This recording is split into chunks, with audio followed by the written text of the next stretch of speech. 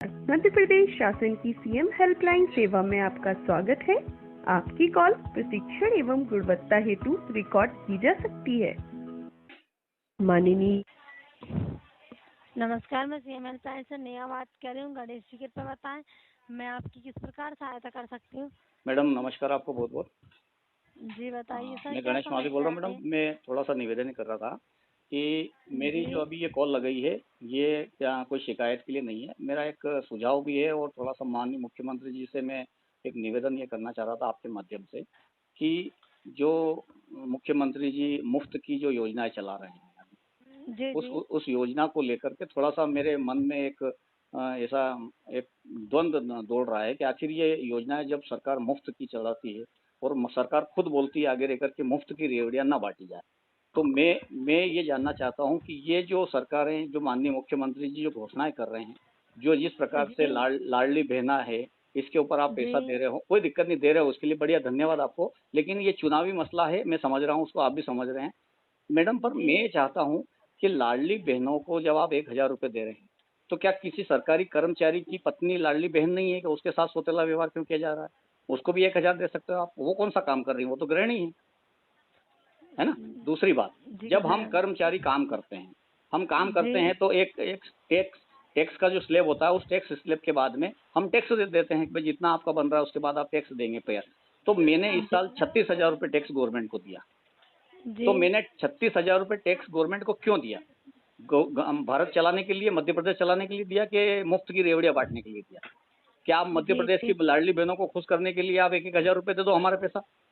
जब कोरोना काल में मैडम स्थिति पूरे भारत की खराब थी, तो कर्मचारियों ने, पूरे भारत के कर्मचारियों ने कोरोना काल के समय संकट का सामना किया था। माननीय मुख्यमंत्री जी और माननीय मोदी जी खुद बोलते, प्रधानमंत्री जी, कि सरकारी कर्मचारियों के सहारे ही पूरा भारत टिका रहा, क्योंकि उस जी समय जन सेवी संस्थाएं आगे रही, सरकारी कर्मचारी आगे रहे, क्योंकि उनको उनका जेब से तनख्वाह निकाल करके उन्होंने आम जनता में बांटा है, घर चलाने के अलावा कोरोना काल में सहयोग दिया है। तो मैडम मेरा ये सर कहना है कि जैसे मैं जी नौकरी कर रहा हूँ तो मैं तनख्वाह लेकर के नौकरी कर रहा हूँ, तो क्या ये बताइए, मैं जब टैक्स दे रहा हूँ तो क्या मैं टैक्स आपको मुफ्त का घोषणाएं करने के लिए दे रहा हूँ?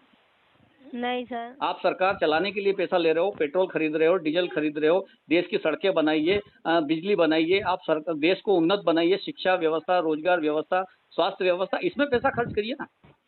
है? जी जी जैसा एक परिवार चलता है मैडम, जैसे मैं एक परिवार का मुखिया हूँ, मुझे जी 5 लोगों को चलाना है, तो 5 लोगों को चलाने के लिए मुझे अगर मेरा घर का मुख्यमंत्री मान लिया जाए तो गलत थोड़ी ना होगा।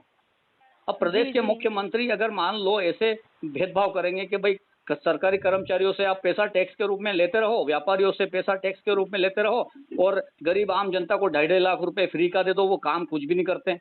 1,000 रुपये महीना आप लाडली बहना में दे दीजिए आप।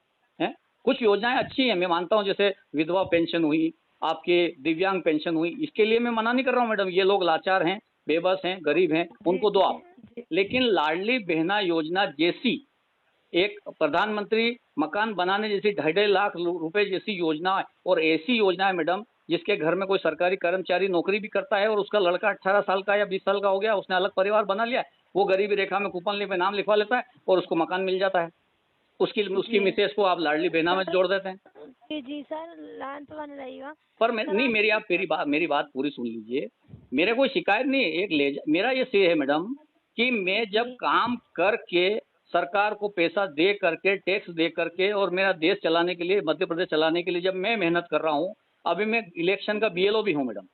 है? जी इलेक्शन का बीएलओ जी होने के नाते मुझे साल भर में 15 मतलब एक 600 रुपये के हिसाब से 6,000 रुपये 12 महीने के मेरे को मिलते हैं।